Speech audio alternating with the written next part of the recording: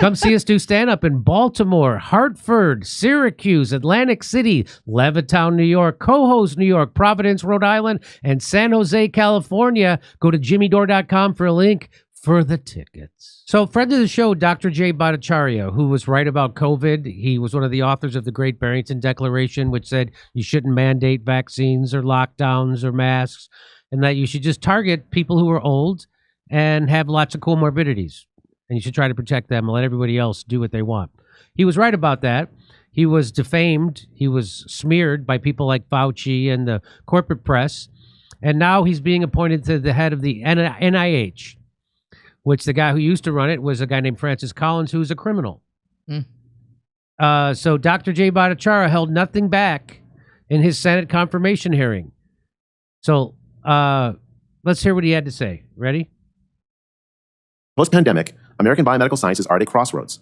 A November 2024 Pew study reported that only 26% of the American public had a great deal of confidence in scientists to act in the public's best interest. Did he say 22%? Play it again. Was that the number? Deal of confidence in science. The American public had a great deal of confidence. Reported that only 26% of the American public had a great deal of confidence in scientists to act in the public's best interest. So that's 3 out of 4 Americans have no confidence in scientists to act in the public interest. 3 out of 4. Hey, well done, COVID. Well done, Fauci. Well done, Rachel Maddow. Well done, Anderson Cooper and Chris Cuomo and Don Lemon and Chris Hayes. Well done. 23% have not much or no confidence at all. So, how can I help the NIH better achieve its mission? I have 5 concrete goals if confirmed as director of the NIH. First, NIH research should focus on research that solves the American chronic disease crisis. American health is going backwards. Life expectancy flatlined between 2012 and 2019, plummeted during the pandemic, and still has not bounced back to pre-pandemic levels. The chronic disease crisis is severe, with hundreds of millions of Americans, children and adults, suffering from obesity, heart disease, cancer, and more. If confirmed, I will carry out President Trump and Secretary Kennedy's agenda of committing the NIH to address the dire chronic health needs of the country with gold standard science and innovation. Second, NIH-supported science should be replicable, reproducible, and generalizable. Unfortunately, much modern biomedical science fails this basic test. The NIH itself, just last year, faced a research integrity scandal involving research on Alzheimer's disease that throws into question hundreds of research papers. If the data generated by scientists is not reliable, the products of such science cannot help anyone. It is no stretch to think that the slow progress on Alzheimer's disease is linked to this problem. The NIH can and must solve the crisis of scientific data reliability. Under my leadership, if confirmed, it will do so. Third, if confirmed, I will establish a culture of respect for free speech in science and scientific dissent at the NIH. Over the last few years, top NIH officials oversaw a culture of cover-up, obfuscation, and a lack of tolerance for ideas that differed from theirs. Isn't this refreshing to hear? A guy who's actually, hey, we should be doing real science. We shouldn't be corrupted. We shouldn't suppress other scientists who disagree with what we say. Is this refreshing? This is the guy, because the people who were in there before were criminals and lied to you at the behest of Big Pharma. The agency that's supposed to be protecting your health was wrecking your health. Dissent is the very essence of science. I will foster a culture where NIH leadership will actively encourage different perspectives and create an environment where scientists, including early career scientists and scientists that disagree with me, can express disagreement respectfully. Fourth. Isn't that refreshing to hear a guy who's going to be in charge of the National Institute of Health, the NIH, is going to encourage dissent? Because that's how science works. Not shut up and don't do your own research. That's the opposite of how science works. I mean, really, it's just the bare minimum you should get from the guy getting the job. That should just be a basic thing they all think. This is like I'm not so thrilled we're just getting our stuff we've been supposed to have. But now it's so corrupt, Kurt. This is now revolutionary to hear a guy say this. I know. I'm waiting for him to say, like, you know, anti-Semitism is the biggest health threat, like RFK did with Israel crap. Well, somehow they got to RFK, but they haven't gotten to Battacharia yet. If we see pictures of him summoning a falcon to his forearm, we'll know they got to him. Must recommit to its mission to fund the most innovative biomedical research agenda possible to improve American health. My plan is to ensure that the NIH invests in cutting-edge research in every field to make big advances rather than just small incremental progress over years. Fifth, the NIH must embrace and vigorously regulate risky research that has the possibility of causing a pandemic, must regulate risky research that has the possibility of causing a pandemic. It should embrace transparency in all its operations. While the vast majority of biomedical research poses no risk of harm to research subjects or the public, the NIH must ensure that it never supports work that might cause harm. If confirmed, I will work with Congress and the administration to guarantee that happens. So it sounds like he's going to stop gain-of-function research that causes pandemics. That's what that sounds like. That's what I heard. What did you hear? Sounds like they're going to have to move it somewhere else and hire someone because that is valuable research. And if history has taught us anything, is we are never going to stop doing that. While I believe there are real problems to be addressed, I want to finish by reiterating my great respect for the work and mission of the NIH. If confirmed, I'll carry out President Trump's agenda of making the public science institutions of this country worthy of trust and serve to make America healthy again. Okay. Well, all I can tell him is that he'd better pull his money out of PayPal and Venmo because they're going to debank him. He goes on to say, let's hear it. He's got more to say. You can't have trust unless you are transparent. And if I'm confirmed as NIH director, I fully commit to making sure that the American people can see all of the activities of the NIH openly with limited sort of obfuscation, which is characterized, I think, unfortunately, the NIH's way that they interacted with the American people. And I think that starts with being. Good to hear. Good to hear. Here he goes. He keeps going. And I want to work with the Congress to make sure that there's appropriate regulation of any risky research. The NIH should have, I don't think should be doing any research that has the potential to cause a pandemic. And I want to work with Congress to make sure that happens. As far as working with Congress to help keep us safe is like hiring an otter to guard your fish tank.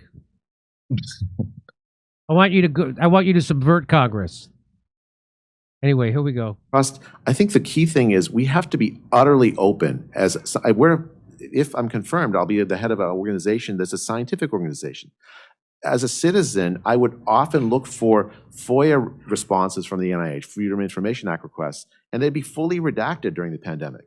You can't have trust unless you are transparent. And if I'm confirmed as NIH director, I fully commit to making sure that the American people can see all of the activities of the NIH openly with limited sort of obfuscation, which is characterized, I think, unfortunately, the NIH's way that they interacted with the American people. He sounds like a right-wing extremist.